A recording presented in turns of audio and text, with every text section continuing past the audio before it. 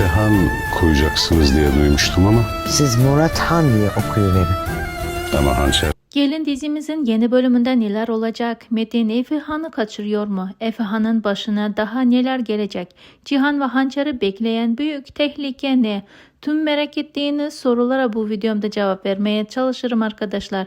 Dizimizin yeni bölümünde fragmanda Metin'in Efe Han'ı kaçırdığını görüyoruz ama böyle bir şey söz konusu olmayacak. Hançer ve Cihan çok korkacak. Metin bebek uyandıktan sonra onunla oynuyormuş gibi davranacak. Fakat Hançer yine de bebeğinin tehlikede olduğunu farkında olacak.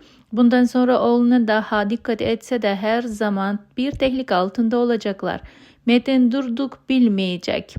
Kıskançlık onu giderek daha kötü bir duruma sürüklerken Sinem'in ilaç kullandığını çok yakında fark edecek ve bu Sinem'i zor durumda bırakacak.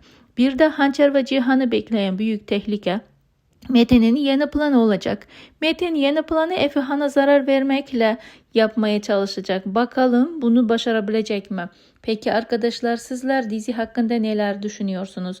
Düşüncelerinizi bizimle paylaşmayı ve kanalımıza abone olmayı unutmayın.